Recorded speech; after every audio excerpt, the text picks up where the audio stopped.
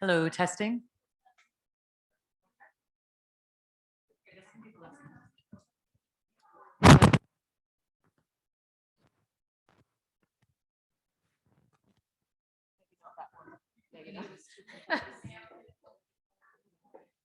Hello, testing. Hello. Yes. Okay. Hello. Hello? Okay.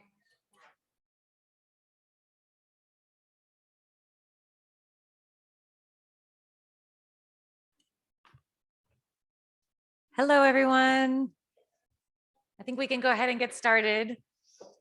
I want to thank you all so much for joining us here today to talk about this really exciting new program that we recently launched at the International Society for Urban Health, the Accelerating City Equity Program, as you can see. So for the past 20 years, you all just heard a little bit of this in the welcome, but for the past 20 years, the International Society for Urban Health has been the only global non-governmental organization dedicated to advancing our mission to work across all the different disciplines and sectors to address the comprehensive urban determinants of health and health equity to attain a healthier future for all people in all communities worldwide. And at ICUH, we are strategically focused on the ways that we can now translate the vast evidence that's been gathered over the last 2 decades around the ways to build healthier, more equitable neighborhoods and cities, and to translate that into action and into impact for residents on the ground, regardless of their geography, of their background, their age, or their income. And we're just so delighted to have received support from our generous funders at the Robert Wood Johnson Society. Thank you so much to launch this vitally important work.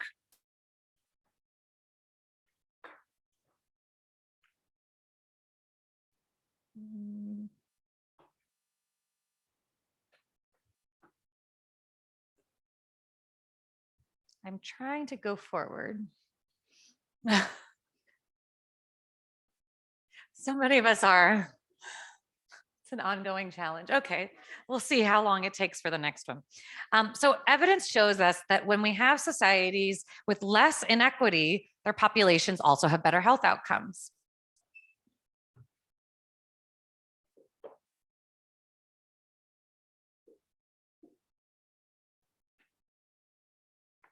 Okay.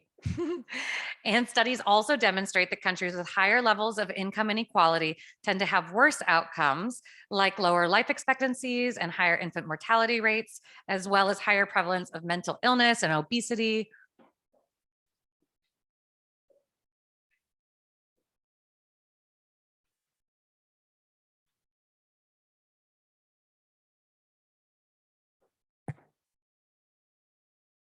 Oh, no.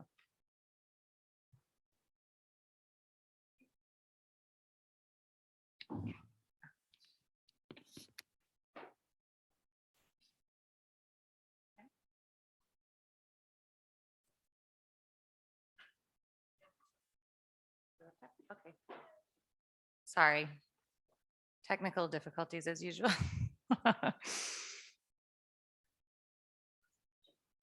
No.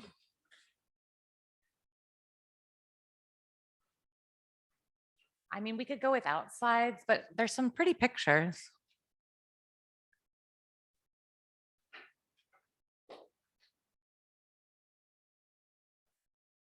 It's not going. Give us 1 second. Let's see if we can fix it.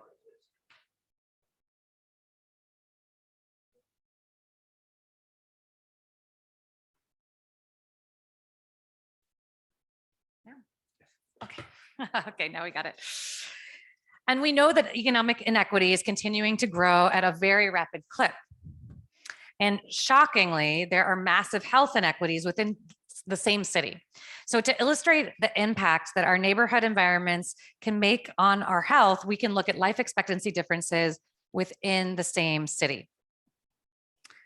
And so in many cities around the world, the number one, the most important predictor of how long you're going to live is actually where you live. So here's an example of New York City, where it might be a little hard to see because it's small. But what you can actually see is that there are dramatic differences of up to 20 or 30 years of life based on the neighborhood. So babies that are born right down the street from one another, they might expect to live either 65 years or 95 years based on whether the places that they spend time support and promote their health or inhibit the health of the residents that are living there and make it worse than it would be if you lived down the road. So I think we also can see that the impacts of the pandemic really demonstrate a lot of those inequalities and inequities as well. So for example, lower income areas with higher rates of unaffordable and overcrowded housing conditions, they had much higher COVID case rates, and they also tended to have less public green space in their neighborhoods, for example. So why did we even start this project? As many of us have seen and experienced firsthand during the beginning of the pandemic, there's an urgent need to improve the many urban inequities that are growing bigger by the day. Yet we really couldn't find, there was a real shortage of the knowledge and tools to effectively integrate equity into sustainable development practice. So to help bridge that gap, the Accelerating City Equity Project seeks to strengthen equitable development capacity and to grow a global network of practitioners and advocates and researchers to identify and assess the tools, the processes, the policies, and the factors that have led to successful, equitable, sustainable urban development outcomes. And our initiative is working together to learn with local grassroots leaders and organizations to identify the key elements of successful equity-driven urban development practice. And the idea is that we'll hopefully be equipping cities and these grassroots organizers and our partners with the necessary tools and knowledge that they need to implement their own equity-driven sustainable urban development strategies that will lead to greater impact, ultimately benefiting the residents of cities that do face systemic racism and preventable health inequities. And so to help us do this, we set up 6 regional hubs. Each regional group of equitable development leaders is working together to identify what we call bright spot examples of policies, strategies, initiatives, mechanisms, and tools, and or measures could be also, that we can explore more about together to gain insights from into the drivers of equity in sustainable urban development practice from across the entire world. And we've developed an approach based on the fundamental belief that we just cannot achieve truly sustainable development without paying more attention and having a greater impact on equity. It is truly a fundamental piece of achieving real sustainability that is often left out.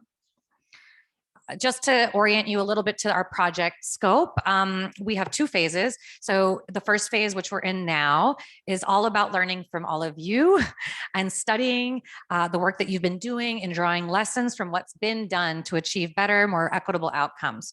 And we really need all of you to help us out and to contribute knowledge that you have and learnings from your work to help us advance equitable development around the world, or that you've done in advancing equitable development that we can learn from and actually create these tools to scale. And so as part of this work, we actually had to do something that seems really fundamental.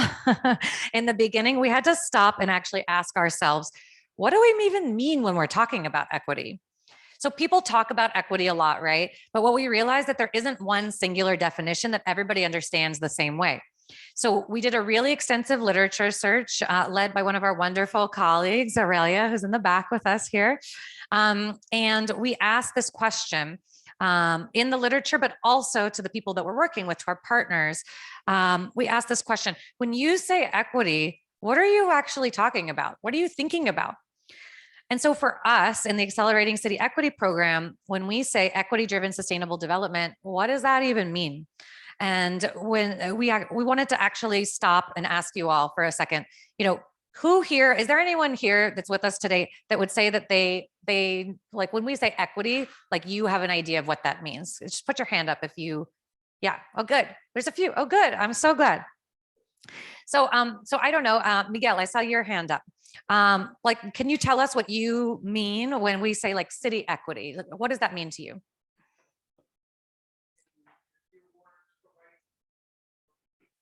Opportunities for all. Yeah.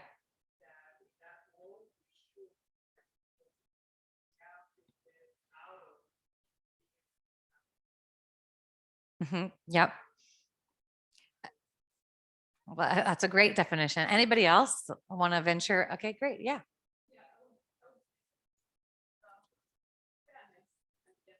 Fairness and justice. Great. Yeah. Anybody else? Uh-huh.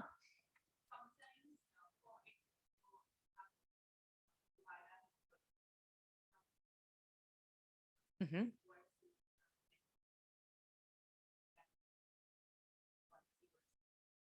Right, right. Yeah. So you have to meet people where they are, and some people have less from the beginning. Equal starting point. Uh-huh. Anybody else? Yeah. Olga.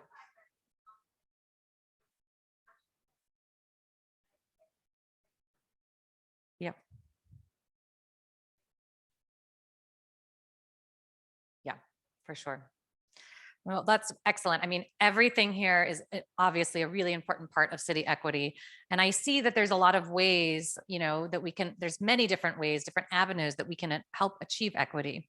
So, so I think with that, thinking about that, I want to actually invite some of our regional hub leaders to come up and talk about the work that they're doing, taking the deep dives into the regional bright spots that they've identified, and to talk a little bit about how equity is being driven in the region that they're looking at, and maybe if there's any regional trends that you're already seeing or takeaways that are emerging through the process.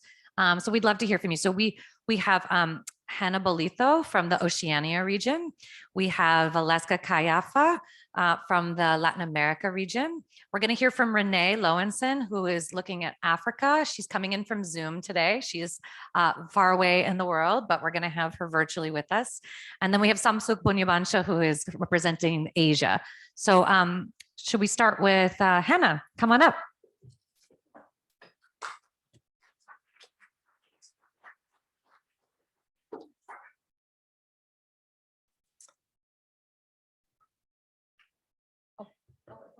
No.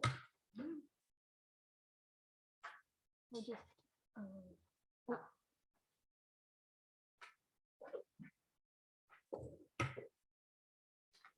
So we're just going to pull up the other slides. Maybe they can do it for us.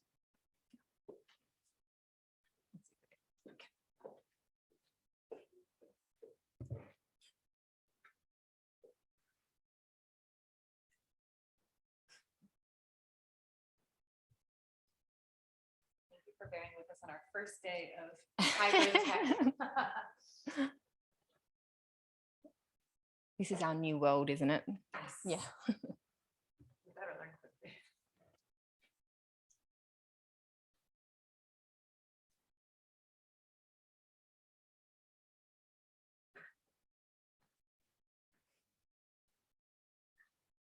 That's it.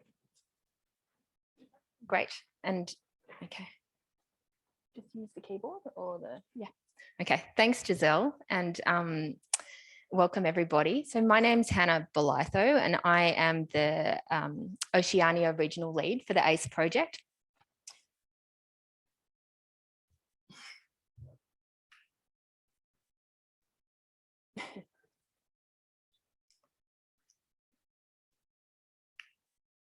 No.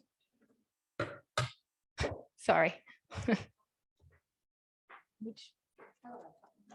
Yeah.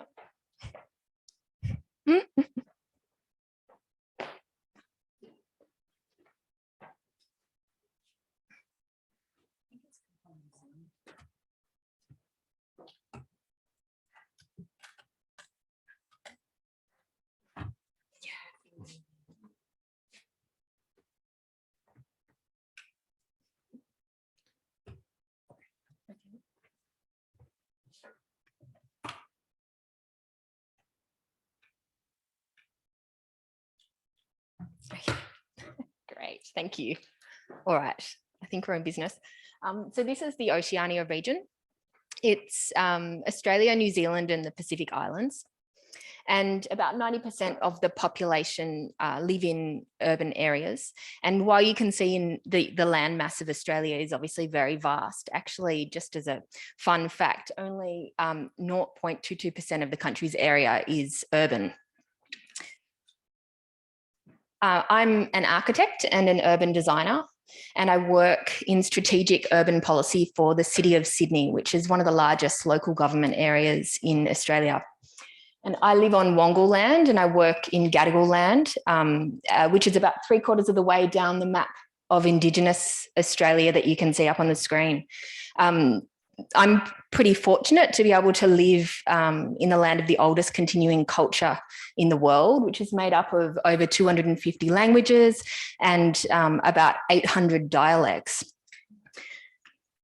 But the impact of colonisation is just hugely significant in terms of the health and well-being of our First Nations people. And there's significant inequity that's resulted between the Indigenous and non-Indigenous population. So when we're talking about health equity in our region, this really has to be the starting point.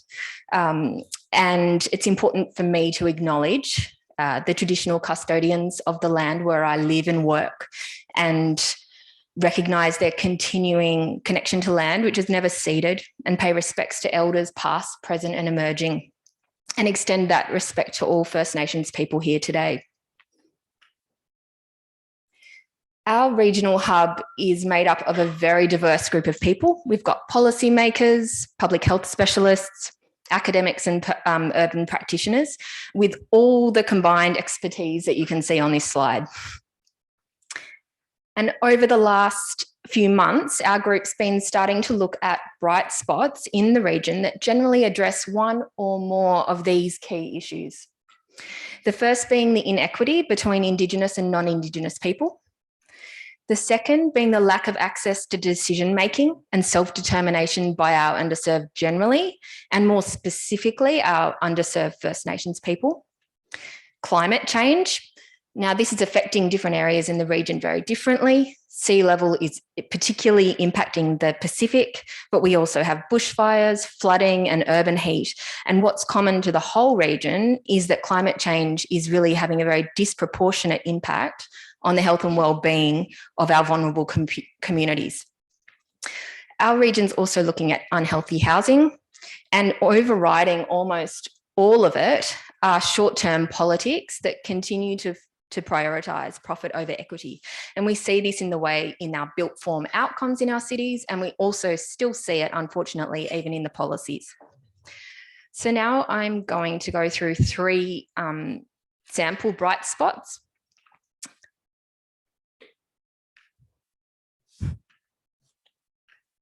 Eek. Oh my goodness. Okay, the first is the Healthy Housing Project that's being run out of the George Institute for Global Health in Sydney. And this project is being run by Kezia Bennett-Brooke, who's a member of our regional hub, and she's also here at the conference today. This project is about investigating Aboriginal housing as one component of an Indigenous concept of health that's much more holistic than purely looking at just the health and physical health and disease side of things. Sorry. Okay. 78% of Aboriginal and Torres Strait Islanders in New South Wales live in urban areas, and 29% of this number live in social housing, and 25% have reported major issues with the housing. So that's structural issues, mould, damp, overcrowding, and all of this is contributing to systematic poor health and wellbeing outcomes. But in our state, in New South Wales, where we live, there's a real disconnect between the social services that are addressing the health and wellbeing side of things and the housing providers that are addressing the housing stock and the infrastructure component. And over the top of that is a lack of access to any kind of decision making in all of the in any of it. So this project is really interesting because it's bringing together both of these traditional silos and developing an assessment tool that will look at physical health and disease in concert with the physical infrastructure of housing, and led by an Indigenous team.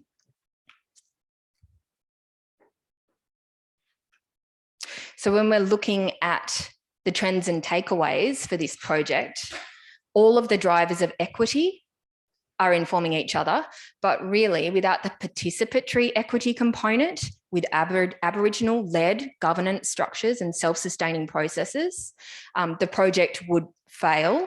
And I think that's probably the most transferable lesson for us to take with us on this ACE project. The second bright spot I want to talk about is a series of initiatives that all address urban heat. Urban heat is a major problem in our region. It is killing people directly through overheating and indirectly as a result of power plant failure and everyone turning on the air conditioning at the same time and then the power plant going down. There are significant health and wellbeing impacts of urban health. And in Australia, heat waves are in fact killing more people than any other natural disaster. In 2020, a suburb in Sydney's western suburbs was declared as the hottest place on Earth, with temperatures of 48.9 degrees Celsius. Penrith regularly has temperatures over 35 degrees, and it's an area with really large areas of expansive asphalt and concrete and a real lack of shade. The western suburbs of New South Wales is also the area with the largest disadvantage in terms of socioeconomic disadvantage, transport inaccessibility, cultural, climate and environmental disparities. So to respond to this, a group came together called the Western Sydney Region of Local Councils, or WESROC for short, which is a group of 5 local government areas in Western Sydney. And they developed a whole lot of an action plan and a whole lot of cross-sector initiatives, tools, policies to address urban heat from multiple directions. And one of these directions, and really the one that's had the most political buy-in, is increasing tree canopy. So a PhD project, which was done by Dr. Libby Gallagher, a landscape architect in Sydney, used a whole lot of pilot studies to test the impact of planting trees, street trees, in 3 of these very hot areas in Western Sydney. And the research demonstrated that tree canopy is incredibly effective and efficient as a mechanism to reduce heat, and that small changes to street design and tree planting can improve environmental benefits by 7 times and reduce power bills by over $400 a year. And then backed by this research is the Greener Neighbourhoods Guide, which was developed with a team including Dr. Libby Gallagher and Dr. Michael Zanato, who's on our regional working group. This is a state government policy to deliver urban tree canopy and deep soil in areas to improve urban heat, as well as air quality and biodiversity. And the work included testing thousands and thousands of building, street and park typologies to understand the impact of mandating the planting of trees of a certain size and balancing that up against development potential. And it's led to targets that are measurable and evidence-based and can be really used when the developer interest starts to challenge.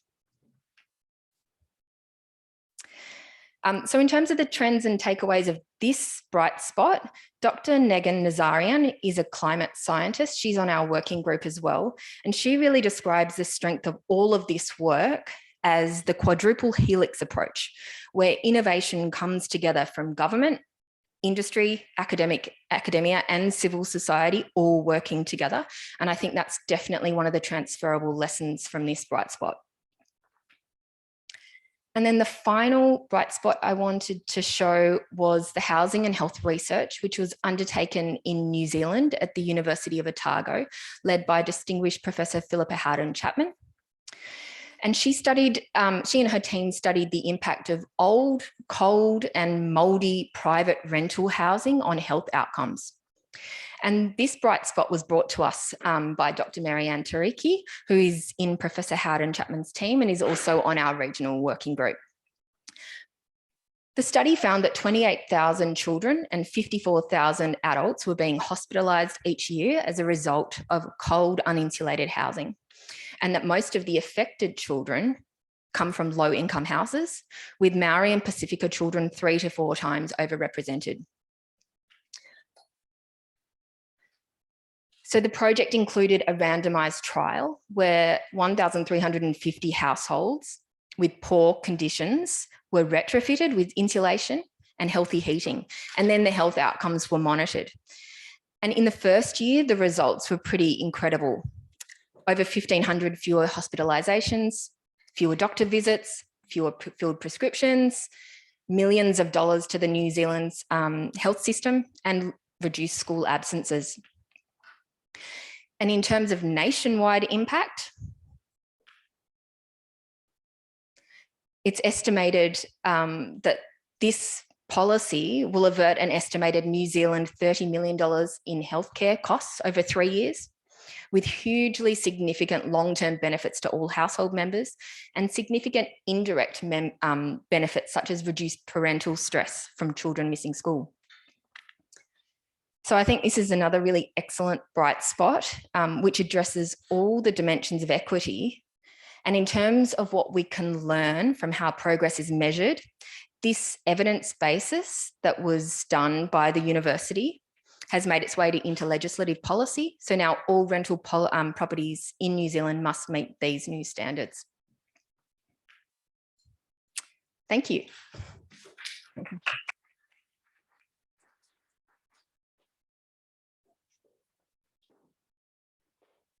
Thank you, Hannah. I'm going to invite Waleska up to talk about the Latin America Regional Hub.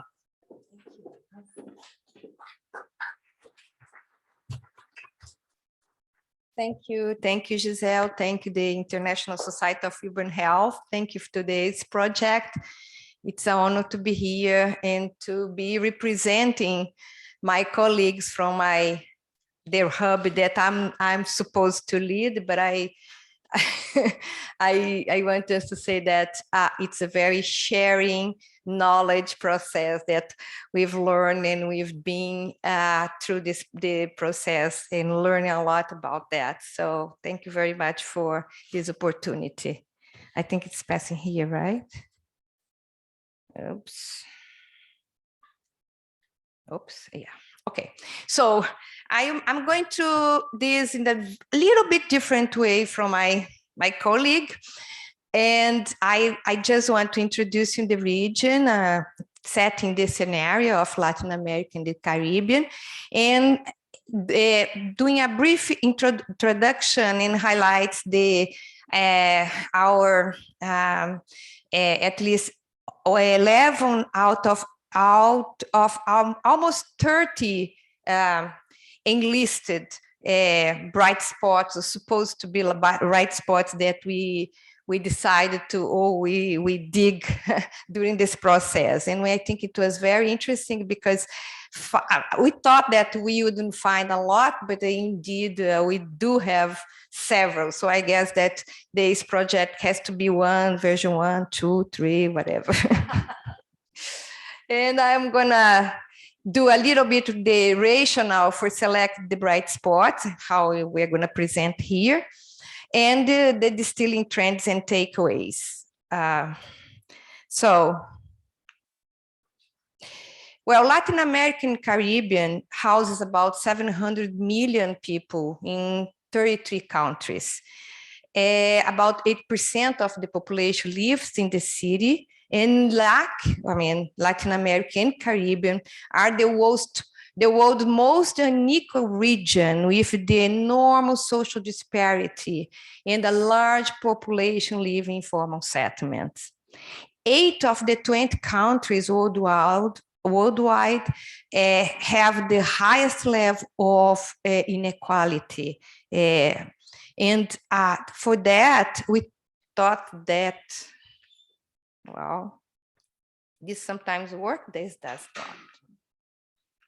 Okay, so let me introduce you my colleagues from our regional hub. They are, let's start from, let me get this from out. Okay, let's get this here. I have a Zoom thing here, okay. So we have Guillermo Bernal. Is Guillermo here? Oh, Guillermo is there, yeah. Okay, so you have Guillermo Bernal from Mexico, and Guillermo works in a place-make bright spot, which is very interesting. After this presentation, if you want to reach Guillermo and talk to him, I think he's right there available. We have Paula Guevara. Paula is from Bogota, and Paula is going to work with us on the district system of care, and I'll be presenting her bright spot, and I will explain why. Juan David, please, Juan David. Juan David is there. Juan David is from Bogota, and his bright spot is Urban 950 and the growth with my neighborhood. It's a very interesting and child-directed urban spot. Carlos Javier, is Carlos here? No. Carlos is from Lima, and his bright spot, he leads the bright spot named Community Recovered of Public Space, also belongs to the Urban 950. Diana Ross is from Buenos Aires. She's the Intercambio Civil Association, and she's not here, and she's gonna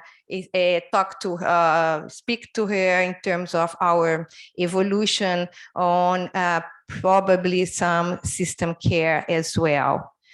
Eber Pires from Porto Alegre is the lead of the Univens cooperative, and Eber has a very comprehensive bright spot with several unequal situations in the city. Otávio Barros. Otávio is here. Yeah, well, he's coming. He's arriving. Otávio is from Rio de Janeiro. His bright spot is called Vila Encantada, and he's gonna be here, and tomorrow he's gonna present. He's gonna be in one of the AC space, and he'll be able to share with us the very interesting experience on Vila Encantada. Elise Bord is associate professor at the Federal University of Minas Gerais in Belo Horizonte, but she presented the bright spot named De Olhos na Maré, which is a very interesting as well in terms of the violence, and a very interesting application for report violence in the neighborhood. Solimar Rocha is from Belo Horizonte Observatory for Urban Health. She's represented me as a bright spot, and she's here as well. Where is Solimar? Yes, there. Barbara Garcia is also from Belo Horizonte, and she represents the CUFA. CUFA means the Central Única de Favelas. And that bright spot, I'm going to have the honor to present as well.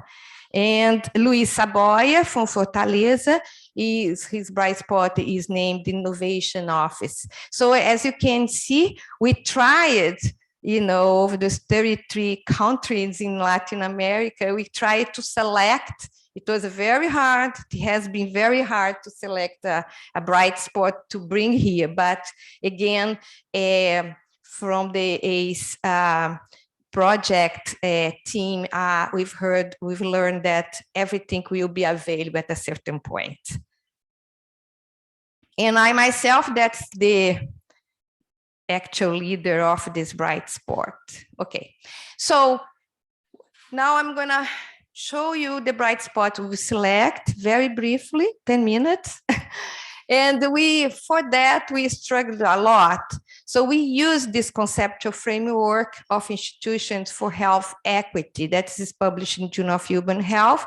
And based on that, on what we've learned in this process of writing this paper, we decided to select one from the government side, another one from the non-government side, and the third one from the academic side. So that's how we decide to select to do this very hard job. So the first one is the district system of care. As I told you, Paula is the lead.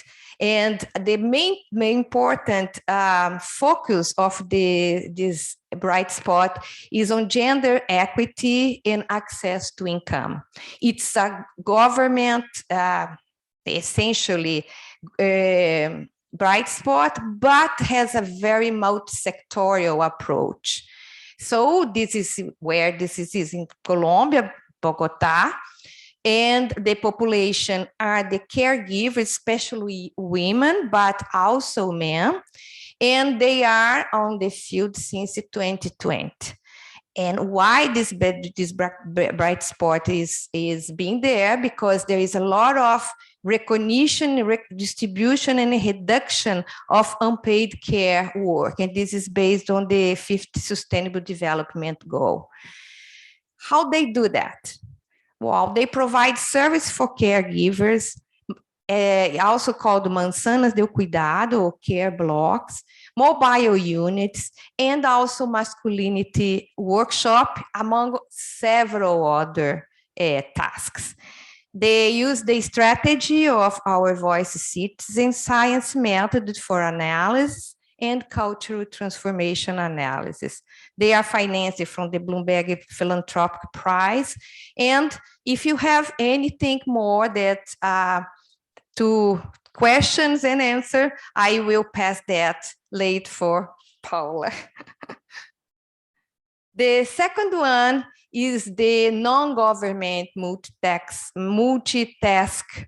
bright spot that's called CUF, as I showed you. It's the translation, it's a single center of favelas, or Central Única de Favelas.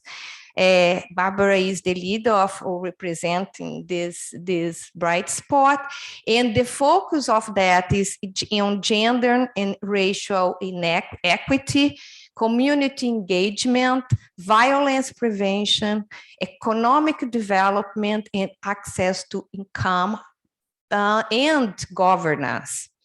This is taking place, well, CUFA, let me explain briefly. CUFA, it's in several cities in Brazil and also in other countries. But that experience that we are, focusing more, it's in Brazil, Belo Horizonte, but most, of those approaches and procedures are very similar to other cities in Brazil. The population, the target population is the formal settlement population, especially for those in slums and favelas. CUFA has a longer history, so it was founded in 1998. And why they do that? Because they want to represent and create awareness about the needs of favela community residents as a bottom-up movement for public policies change. So it's a very grassroots bright spot. And how they do that? Again, they are, we denominate as a multitask, because they do a lot of different things. But, thinking just trying to bring you some information, we decide to, focus on the development and empowerment of women. Those women, they are supposed to support the development, or like a multiplicative person to support the development of the other women in the favelas in several fields: sports, art, culture, capacity building, income generation, entrepreneurs, training, all the things that also they could get some economic autonomy. And the idea is to get resources to implement new projects in their community. That's a very interesting thing, that CUFA has 3 representatives in the United Nations, and it's financed for several sources. I think Marianne is telling me that it's the time? Okay. So the last one is the academy, from the academy, and it's the Observatory for Urban Health. It's a multi-method and transsectoral bright spot. And the main focus is to look at intra-urban health indicators for health equity and urban policies and capacity building. We are in Belo Horizonte, a citywide population, but mainly looking at vulnerable areas. Also, our population is policymakers, urban health trainees, and we are in the field since 2002, so we're completed 20 years now. And the idea is to identify indicators citywide for co-creation and co-oriented urban transformation policies from the health and non-health sectors. Health and non-health sectors. Sorry, there is an error here. We assemble the data using update tools and metrics from several sources for evaluate urban intervention based on participatory approaches and co-capacity strengthening and co-decision for health, equity, and with multi-sector. We are a legitimate space, generate systemized information, and using conceptual model for translation and transferability of knowledge. Well, there is a lot of things that we can think about trends and takeaways, but there is a need for this is from the group, the several workshops that we have done with the group. So there is a need for collecting concrete data before and after the case implementation to better understand the impact of the community. We have to think more broadly about the impacts beyond the number, and partnership with the local government and academia may help on data collection for measuring impacts.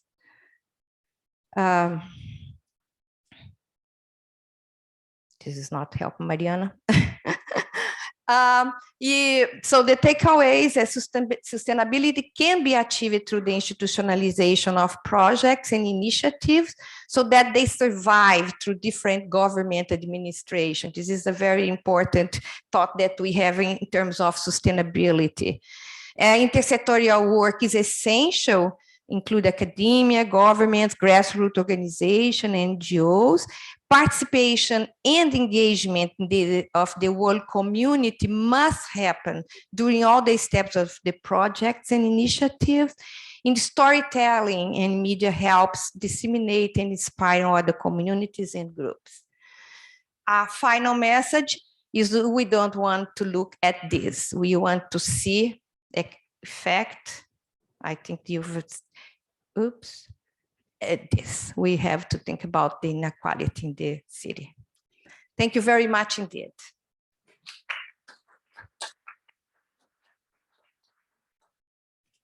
Thank you so much, Waleska. It's fascinating. And there's so many great examples. So thank you for highlighting a few of them. I think that now what we're going to try to do is go to Rene Loewenson, who's joining us from Zoom. And she leads the Equinet network in Africa, that it's our partners for the Africa Regional Hub. So I'm just going to look for the thumbs up from the tech team to see if we can pull it up and have her join us from Zoom. Let's see. I'll give it a second here.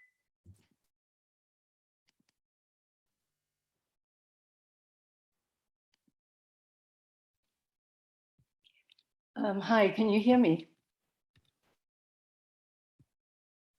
Hi there, can you hear me? We can hear you, but can we get our picture up? So you have to enable my video because I'm screen sharing. Oh, okay. And I think you haven't enabled my video for me to for you to see what's on my screen. Okay, we're working on it. Just give us 1 second. Amazing, amazing that we can hear you though. So it's kind of fascinating.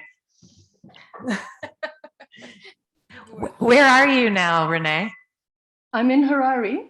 Okay. Hot Harare, sort of 28 degrees, 29 degrees, but happy to be here. Oh, good. We're very happy to have you. And I think you're together there with Danny Goto from Uganda from our team, and with Fasan Gomo from Zambia from our team. But I understand that Gibson Slanga, who's the consultant who worked with me on the project, and Sam Chaikosa from Harare have had visa issues and are still on the way. On the way, yes. Gibson, I know, is joining us. So yes, we have a good contingency. And Connie Walyaro is also had visa problems from Kenya and is not able to attend. So I'm just waiting. You should be able to see my screen because I can see it. We can see it, Rene. Please go ahead. You can see it. Oh, okay, fine. Sorry, then I've kind of gone a bit ahead. Okay, so. Sorry, Rene, just before you get started, is it possible, we think that we've enabled your video, is it possible to turn your camera on? If not, it's Sure. okay. We'll give a try.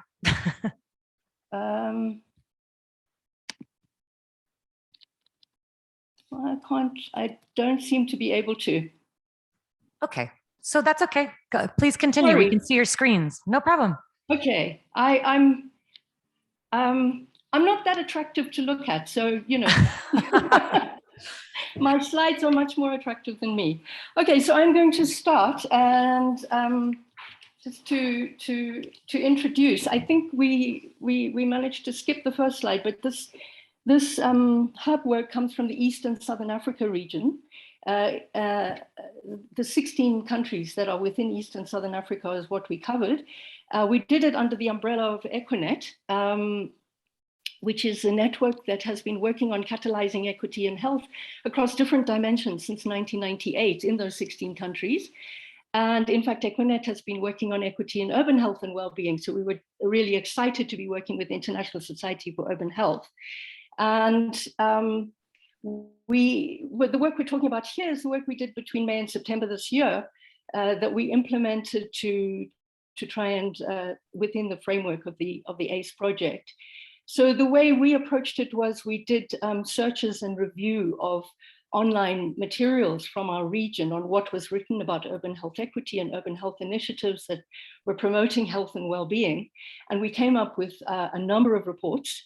We used those reports to both extract good ideas that were coming through or experiences that were coming through, but we also used them to identify 4 cities for our case studies.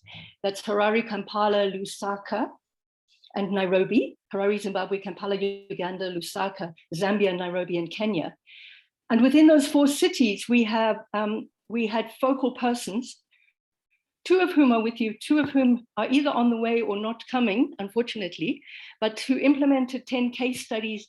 They're from those cities, they know those cities, and they used both document review, but they also interviewed key informants for each of the case study work. We also have other case studies that came from the document reviews that we did.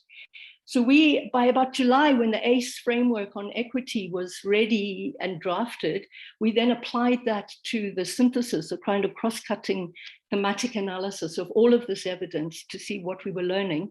And we held a regional review meeting with the really involved actors from those example areas, as well as people from regional level to discuss and validate the findings. So we have written up the case reports, they're online. And we've also written a synthesis report with the kind of learning that we have pulled from it, and that's also available online. So just to introduce to you the 10 bright spot case studies that came from with the focal person work, and you'll hear more about them, I think, in the course of the discussions. There were 3 from Harare, that were focused on water and sanitation, and 2 that were largely around urban agriculture and food security.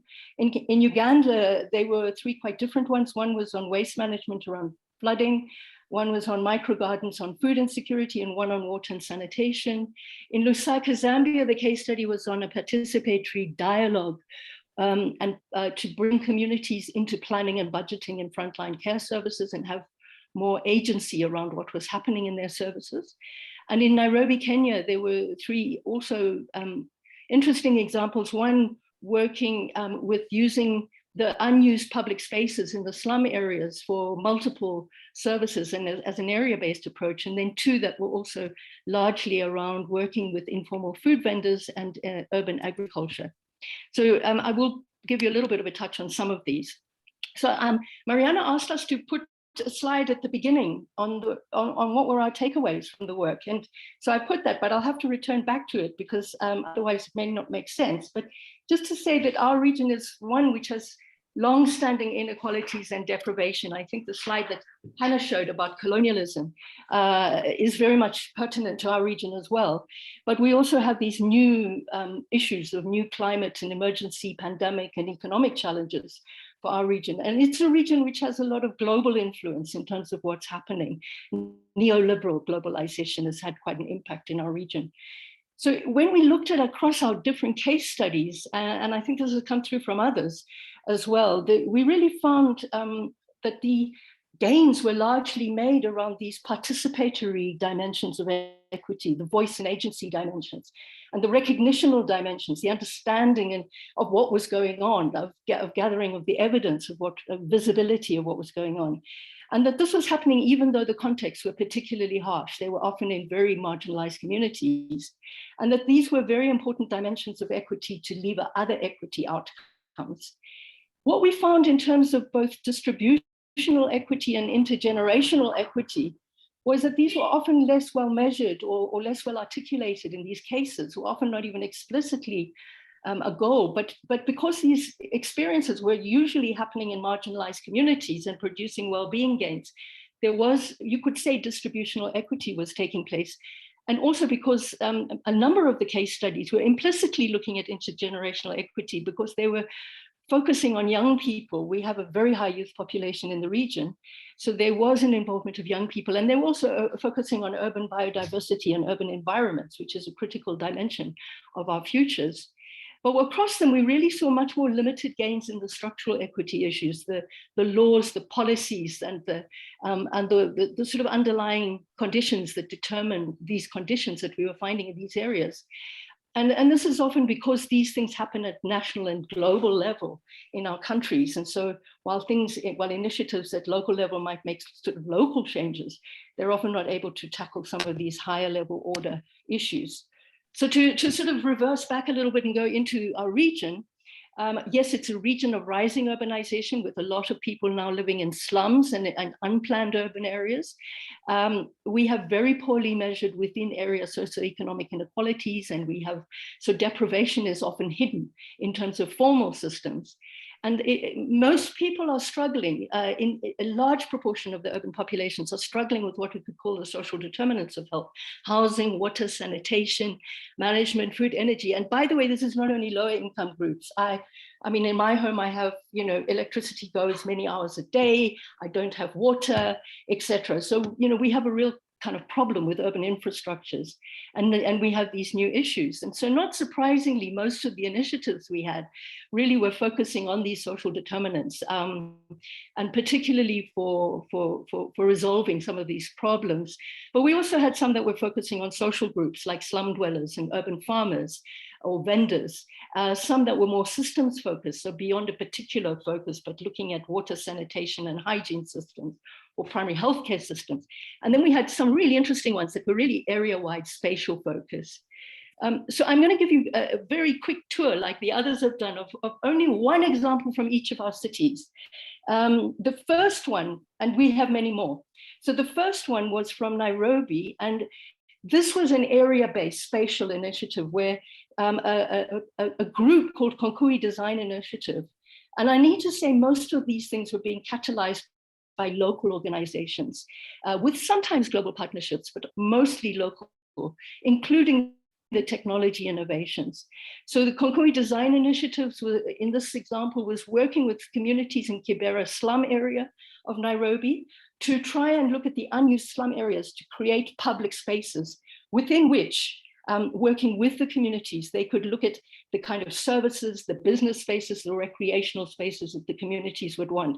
And you can see a before and after photograph of improving the infrastructure, in this case, a bridge, the before and after, but then leading into the way that clustered around making available services for childcare, for businesses, etc., and flood protection. And within that, women and young people were the biggest beneficiaries as a result of the kind of activities that they were supporting. So that initiative is available in the synthesis report and in the case study report. The second one is a bright spot example from Kampala in Uganda, Bways, and I know you have Danny with you, so you will be able to hear a lot more about that one from the person who collected all the evidence and put it together. But this was really catalyzed by an organization called Tree Adoption Uganda, TAO, a local organization, non-state, and working in slum communities in Uganda that were heavily affected by flooding, and in part identified. I mean, of course, these communities are often located in low-lying areas as a result of colonialism, putting poorer people, the Black populations in the poorer serviced areas of the city. But now they also identified the need for waste recycling and using recycled waste to make briquettes for household cooking. So what started off as an issue around flooding really moved into a discussion around waste recycling and energy. So it grew in terms of the issues it was addressing. And Tao designed the initiative by really listening and consulting with the local people and then bringing on board local authority, political and civil society leaders. And they introduced new technologies, local technologies to the area to convert waste into energy briquettes, and then measured the indoor air pollution to make sure this was not creating a health problem by solving a health problem. And here too, the local community and especially women were main beneficiaries. In Harare, the example there from Epworth was really interesting because it brought in a new technology for upgrading sanitation systems to have flush waterborne systems that in an area where there was water scarcity, by using a really water efficient technology. So it improved the sanitation system, but it also took account of the kind of environmental conditions. Again, a local partner that was a kind of small domestic private operator was brought in who developed this technology, and they created confidence. The Residents Association created confidence amongst the wider households, because this is a very low income community, by piloting and showing how the technology works and working with them in introducing. You can see the women there are kind of helping to install the technology within their area. And then they dealt with the water issue by bringing on much more negotiation around water in the area through local water committees, by testing water quality to bring to the local authority to improve the water system, but also getting youth pump minders trained to be able to manage the water system as a form of employment. And then the final example that I'm sharing is the one from Lusaka, where the Lusaka District Health Authority worked with communities to use a number of participatory methods to bring planning, budgeting, to bring communities into planning and budgeting for their systems, and to really work with communities to address local health problems. So they used participatory assessments to identify community priorities, to bring into health center committees that worked with the local primary care system. They worked with health literacy outreach to all the communities to make sure that representatives on the committees were linking with informed communities. And then they trained community photographers to do photo voice, to take pictures of issues that needed to be tackled by the health system. And they really pulled the health system away from simply treating and sending people back to the conditions that make them sick, and to starting to tackle some of the massive problems that were in that area, like waste and so on. And as a result, in the area where they started, they found that they were able to control cholera for the first time in years. They were able to get more uptake of key services, and the National Ministry of Health and the minister noted these improvements and has stimulated the national scale up of this program. So these things took place over many, many years. So to recap, so what did we learn from all of that? And this has come from a discussion from our regional team and from the regional meeting and so on, and from looking across the evidence. And what we saw is there's some really critical equity-oriented features of these initiatives. One, by listening and giving voice to affected communities, you have to start with that. That seemed to be fundamental. Secondly, to map and bring evidence on hidden social conditions. But even more importantly, to use participatory approaches for that kind of mapping, so that in the process of mapping, we're also strengthening the power, the capacities, and the collective organization of the affected communities to bring their issues to the fore with the authorities. And that was often stimulated by local catalysts, often non-state catalysts, but we also saw it from local authority catalysts. And as I think others have raised, it brought together very inclusive multi-actor collaborative frameworks. In our region, it was really interesting how much local technology played a role, and how much of this technology was actually developed locally, appropriate technologies that were suitable to the area, but that were also brought in together with skills and roles so that they could link the social actions to the economic benefit. And this having economic benefit then helped to sustain these initiatives, including for young people. And a number of them switched from very singular approach to more holistic area-based approaches. A thing that we saw that was really important in some, but not all the initiatives, was then monitoring and reviewing and documenting and sharing what was happening was really important to sustain and give visibility to good practice. But it isn't always happening. But what we found was that, for example, the Lusaka work was able to engage with a regional network to help them get support for some of the work that they were doing. So we do know that so much initiative is underway. We have 19 case examples in our synthesis report. But we know that when we invest in measures for participatory and recognitional equity, it's a transferable, there's lots of transferable learning there, but that it's a fundamental foundation for other forms of equity. We know that we need better within area assessment for distributional equity and more explicit urban measures for addressing intergenerational equity. But we also know that for structural equity, we have to engage beyond the local levels, both to invest in research and development innovation. The Boyce example, for example, was able to tap into a domestic innovation fund for local technology. Not all countries are doing that well. To get decent investment in public infrastructure, having public services that are decently funded, and local authorities that have some capacity and funding was really critical to expand some of this initiative. And then having an engagement with the national policy level and also the regional policy level. So what are we doing next? We've had some discussion on it, and we want to engage on the practices we've already found, because we think that to sort of develop this learning, we need to talk within the cities, the 4 cities, but also at regional level on what we found, but with the councils and the other influencers to see what do they see as feasible for scaling up these practices? What do they think are the barriers for it? So we feel that rather than kind of continuously digging new examples, we need to take what we found and begin in the region. And we have a commitment from Equinet, and we hope with ICUH to work in that way from next year. So I'd like to thank you. Thanks to the project team for helping us review some of our work, for inspiring some of this work. Thanks to Equinet, the regional network, and to ICUH for financial support. Please do scan the QR code if you want to read the synthesis report. There's a lot more than I've been able to say in 10 very fast bubbled minutes. And of course, talk to Danny and whoever else, Fastone and whoever else manages to arrive from our team. And thank you very, very much for the opportunity to present this really rich work that I've done, hopefully some level of justice to. Thanks, Giselle.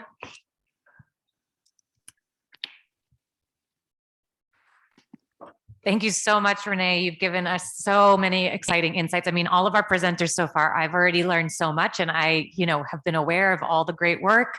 So this is fantastic. And just to say, Rene mentioned it, but Danny Gatto will actually be speaking more about his project, the bright spot that he dug into tomorrow during the ACE exhibition story talks that we're having tomorrow during lunch in the Sala de Ocio, which is actually right up above us. You can actually hear from Danny about the work that that he presented. So very excited for that. So we have one more regional hub leader that we want to hear from. So Somsook, over to you. Did you want to stay seated or did you want to come up over here? Okay, perfect. Over to you, Somsook. Thanks so much. Thank you. Thank Giselle and the organizer to invite me here. It's my first time, but I'm really happy. And I found that the process in which we have been working in Asia very relevant. It's the same thing. Yeah. Okay. So what I will exchange with you is the process in which we have been working together in Asia under the ACHR, which is Asian Coalition for Housing Rights. We've been working for more than 30 years. Yeah. So it has developed a lot of idea how we deal with the very poor who have a problem, who have these equity problems, and how to change it in a big way, a structural change. And we are impatient not to just study and learn this, learn that, meetings and so on. No? Make clear big change, and see how what we try to develop the process. I use it. Let's try. I think the clicker might be working. Let's try that.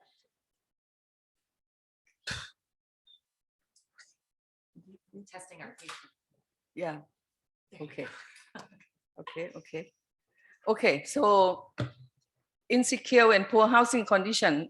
We've been working with the poor community, but in linking community into a network and with the cities and so on, you sort of moving from the poverty issue, housing issue into a structural change.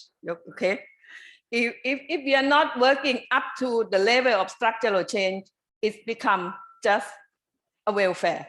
Yeah. So it needs scale, it needs to moving up, it needs a structural change. So I'm trying to share with you the concept and the direction, and it happened in many countries in Asia under this coalition.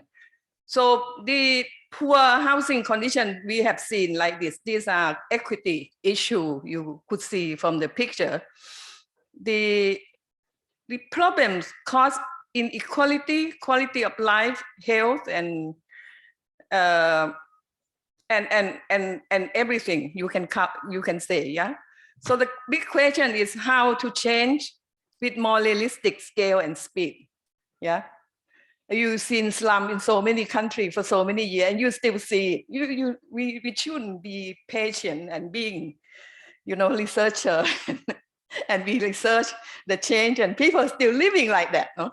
So what are the concrete change that we should contribute? Well, indeed, all this area, this is the slide to make a relationship between poor people area and the health issue. You can see that poor people who live in this kind of informal settlements have this point of health implication. It's so serious. It's very serious. Yeah, we cannot talk about good health issue while our people are still in this kind of situation. I'm not going to read this because I have a very short time. So you just have a glance, and you can ask the printing of this later on. Okay. So our approach is that we should focus on the people and let the people be the actor. Yeah. Instead of we tell them what they should do, how they should behave, what we should deliver to them, no? Make the scale of the problems, scale of the people become scale of solution. Okay. And this is very important concept, and it's possible to do. So we start by identifying all these areas, do it citywide. Identify the area, identify the group, linking people together, talk, discuss, and see what they like to do, how to move from them to the solution. Yeah. So move the people in the direction in which they come together, they see the problem and they join force among themselves, between themselves and civil society and the city. Yeah. So you help the city organize the people at the same time. Yeah. Because the city always have lots of gaps. Asia have a lot of problems because we want to change very quickly. We want economic growth. We want city development. We urbanize very fast. So we have lots of gaps. We have the first world and the third world in our country, and within the same city. You have the first world and the third world. So lots of gaps. So how to bridge this gap? Yeah, in such a way that people are the one who bridging the gap. Otherwise, the government authority will tell the people what to do and become very feudal in telling the people to follow the father. You better follow the father know best, something like that. No, we have to activate people into a proactive force to make change possible. So this is the way in which you survey the area, getting them together, doing a talk, meetings, small meeting, group meeting, issue-based meeting, big meeting, city meeting. Yeah. And in this meeting, people start open up and understand what's going on and what shall we do. So you activate the poor, the passive group, the victims of city development, of health issue, to be an active actor, little by little. Yeah.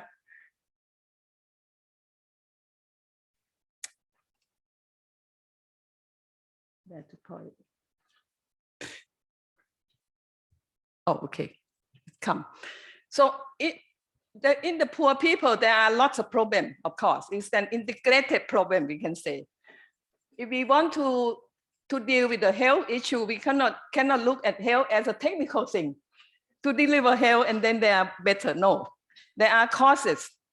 there are complex structure that make people the problem. So this diagram is sort of trying to make it simple that people have a lot of problems, no confidence. So we have to find a way how they get together, organize, network among themselves. If they don't have the money, start the saving, making community fund, start the finance system. Yeah. If they don't have information, okay, start the survey. Yeah. If they don't have the knowledge, okay, let's sharing, let's exchange, let them understand what are the possibilities, make an exchange visit, make a move here and there, you know, no power. They're poor because they don't have a power to negotiate. So allow them the power by get together, start organizing, talking to the government, start proposing instead of receiving. Now you proposing, you know, this and that. No plan, make plan. Yeah.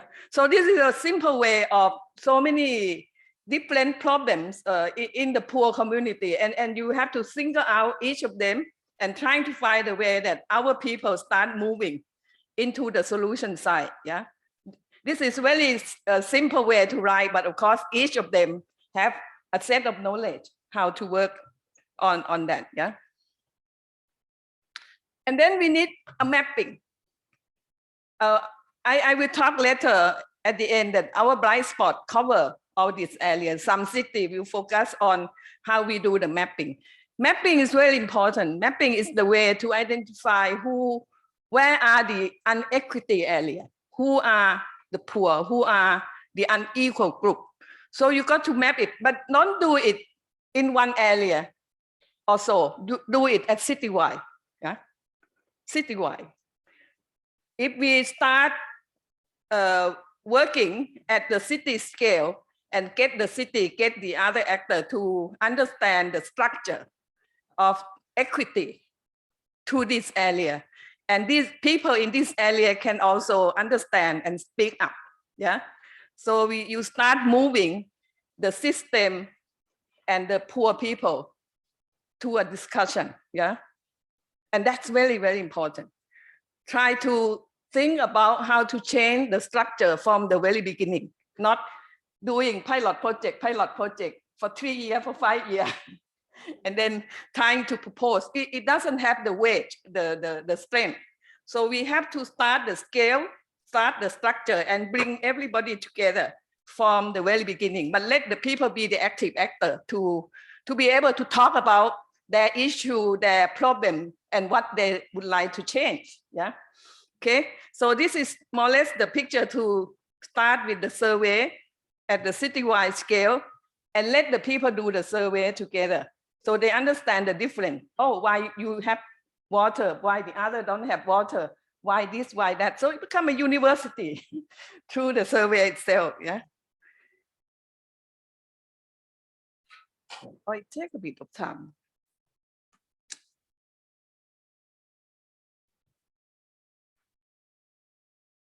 Okay. And from the survey, try to see how daily plan it. Of course, we don't want the people to live in that slum, in the terrible situation forever. But from that, what is the land issue? Who owns the land, and how, whether they stay here or they move a little bit, or what are the land options? Yeah. And once they're able to start negotiating, get some land, then how to plan it. And then from the planning, how to get the money, how to secure funding, how to make a change, and so on. So the key point is not housing solution, but how to change people, change to new conditions, change in relationship, change the system, and moving forward at scale, and link that different movement into a network, into a coalition of the small scale, a bigger scale, you know. Suddenly a new vibration would happen at the city scale. Now I talk a little bit about the concept and the movement and this relating to the blind spot, because in Asia we have been doing like that in the past 10 years, and we come together believing that this is the right direction to make change. I mean, realistic change in our cities in Asia. Yeah. I hope you understand that, no? Okay. Okay, so these are some of the options. These are the picture in Thailand. I sort of being the chairperson of the committee for the slum upgrading in Thailand. We have the funding and we let the community be the active actors and through the process I mentioned before. And then they start negotiate the existing slum land, the land next to the slum, and set up a committee to negotiate. So you come into a different option. So the form is not so serious. Either it's a reblocking, either it's a reconstruction. You smash, you break all the house in the former slum. You reconstruct the whole thing, yeah. But everybody needs to have the right. You change the form, but not the form only, but the people as well, and you make a change like that. Land sharing, reconstruction, whatever different form possible. Okay, these are like the picture of the canal project. You see on the left-hand side, the upper picture, that's the picture of the former slum like that. So in negotiating with the government, we able to secure the housing project for these people. So the people who invade the canal, obstruct the drain, move up. And the one who stay up, sort of everybody being a part of the new reconstruction program. So life change. They have funding, they have welfare program, they have everything, and have more healthy condition. So not only the physical change, you can see that when people organize, people are very considerate. They will get everybody to be a part of. In the organization, they would have the kind of the elderly people, how they would get together. You have the elderly group, you have the children group, you have the garden group, you have the women group, you have whatever you name it, because focusing by the people development, they would introduce so many different possibilities, and it become an organic development process, which deal with health issue, deal with welfare, deal with whatever, you know. So you build many things, yeah? And you are making the active citizen at the same time. During the COVID-19, in different cities in Asia, have developed a system of community-driven COVID protection and COVID process. ICUH was able to find some support in order to let the community who usually being the victims of the COVID, because in the slum, which is not upgraded, it is a lot more problem, huh? Because it's high density, they stay together, it's unhealthy. So once community become active actor, they start making a survey, checking, and also trying to link the people with the health system. And it's a lot more effective.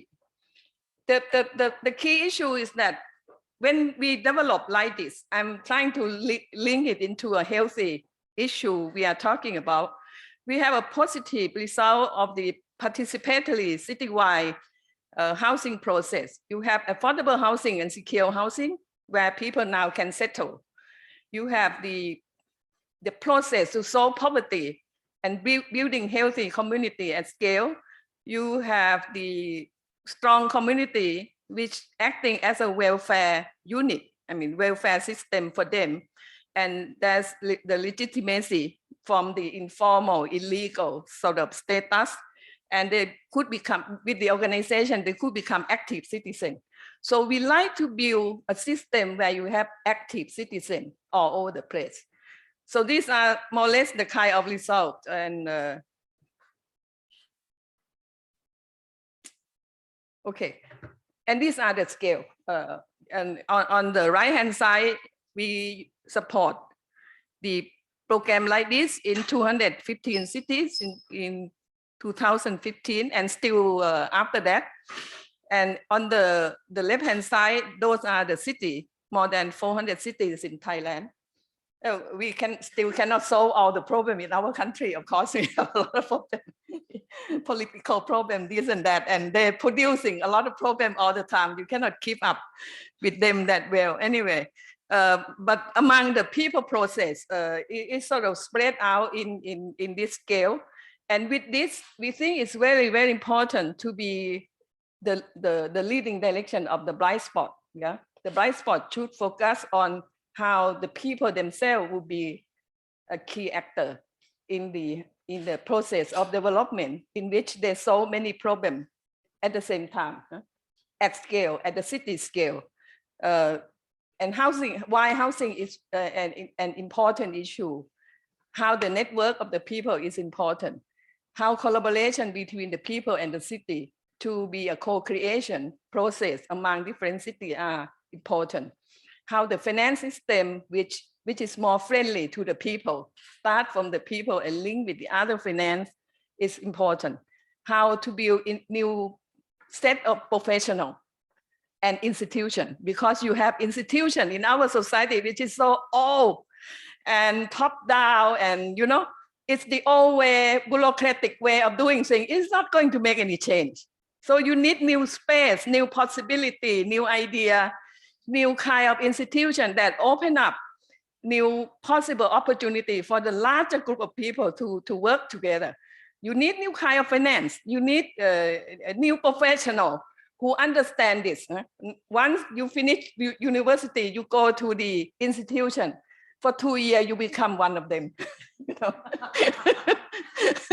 So how to find a way that new professionals are possible together with the larger society, allow more room, more possibility to the people. So we have blind spot in Bangladesh, in Indonesia, in Philippines, in Nepal, in Pakistan, that would cover different aspects of citywide upgrading, a structural change at the city level, how it works out and so on.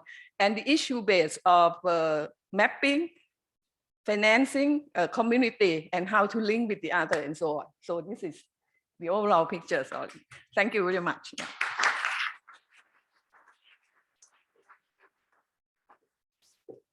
Thank you so much, Somsook. Everything you say, I believe. If we shouldn't go to university, we should do something else so that we don't become one of them, then please direct me. Thank you so much. I'm always so inspired, and I'm so inspired by all of the regions that presented the work today. So if we can actually get the slides back up that I had, I wanted to go back to this conversation that we had before we went into these great examples around, this concept of equity. And we know, of course, that sustainable development, it really just cannot be achieved without equity. And we had a slide that was looking at, for example, when we enact clean air policy, it didn't work equally well for everybody. So here we can see actually that there was clean air policy and legislation that was supposed to reduce air pollution across the US, but we see many, many years later that in fact, we still have a lot of those same disparities. So we know that equity has to be a part of the conversation, and it often still is not.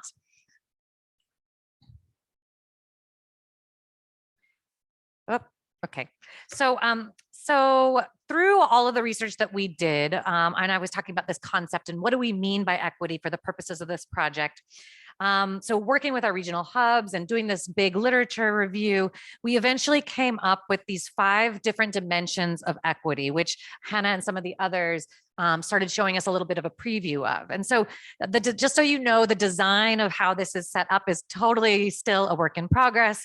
And we're happy to take your suggestions afterwards if you have them about how we should display the information.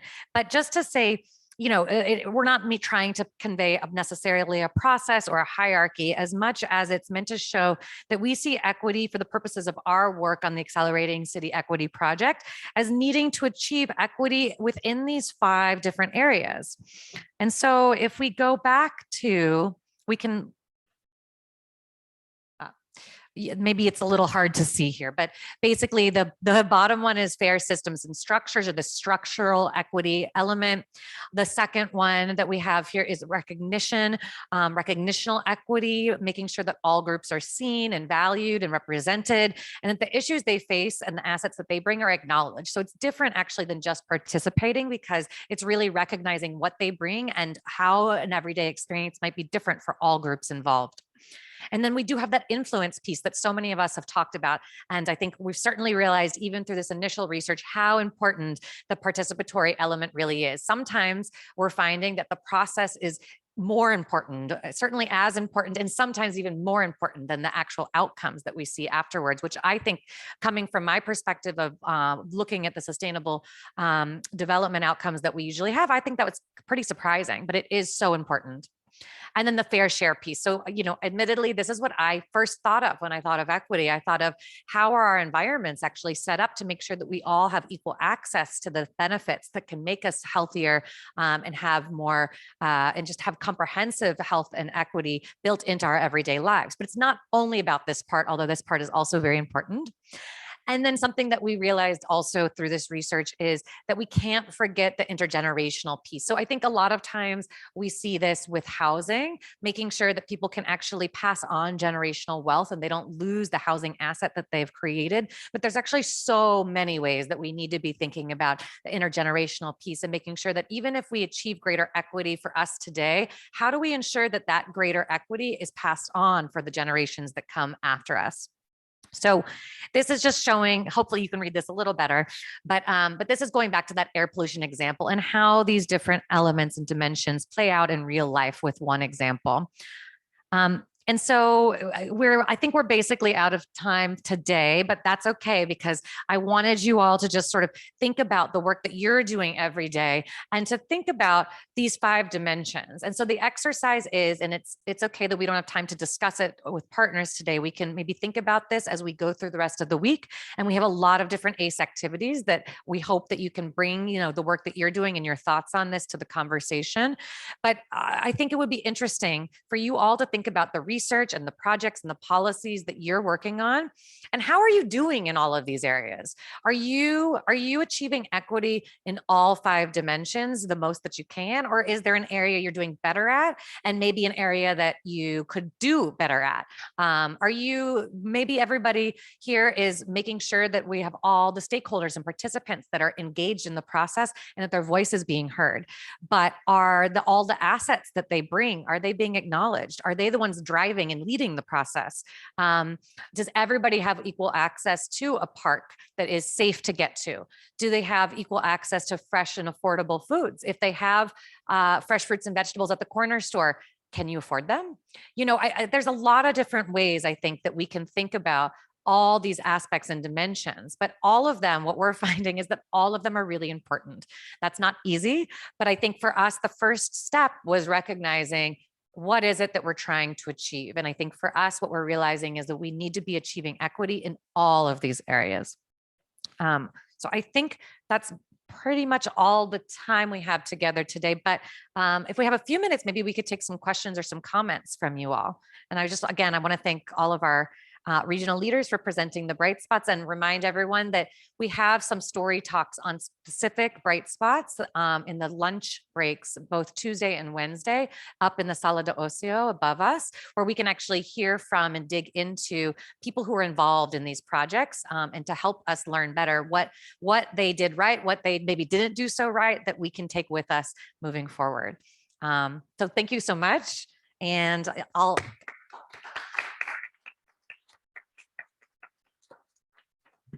to everyone for being here. And let me see if we have a few minutes.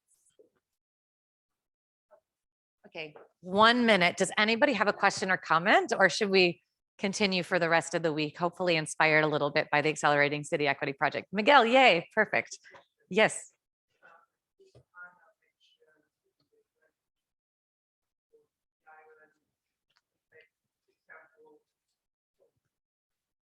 Yeah, the question is, when you mention involving the industry, what exactly meant to involve what was the industry? How do you run to the table? Because sometimes the industry plays a big role in creating inequities. And sometimes industry is not part of the conversations. They don't, I don't know, maybe they don't want to hear it. But anyway, can you expand on that? Thank you. Yeah, I think that's a really good question. And I think that's one that we've been grappling with all of our multiple bright spots in our region.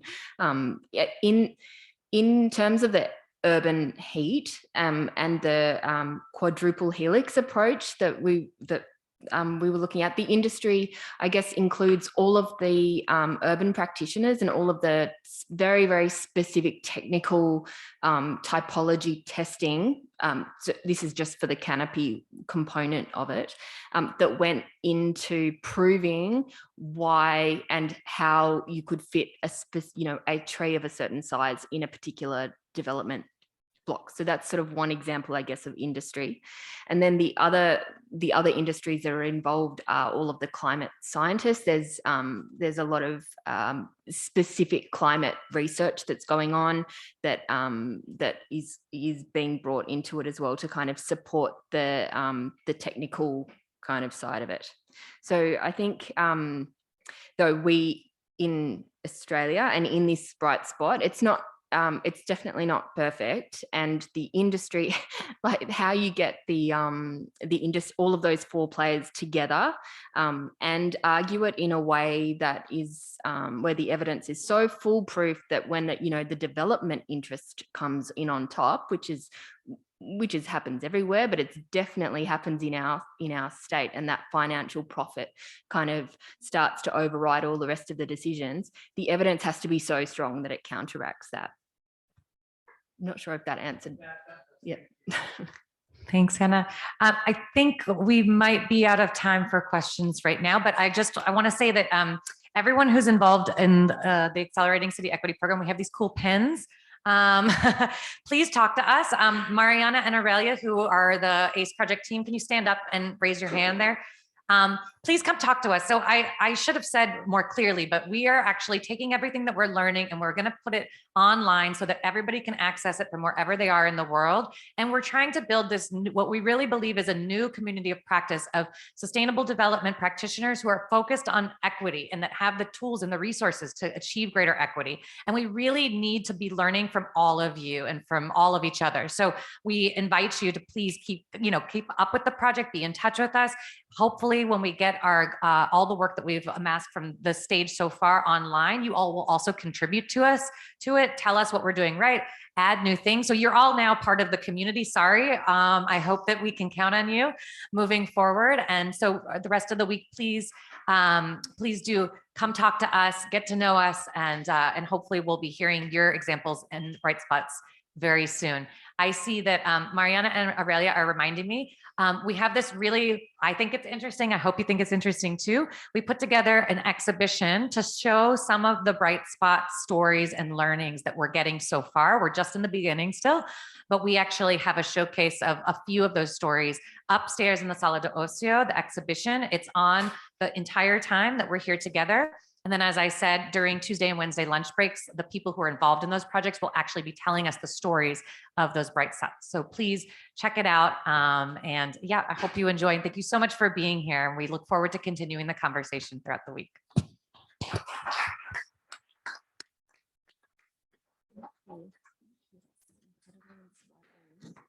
ACE members, we'll meet you at the door. We'll walk to lunch together at the garden. Thank you. I went there a couple of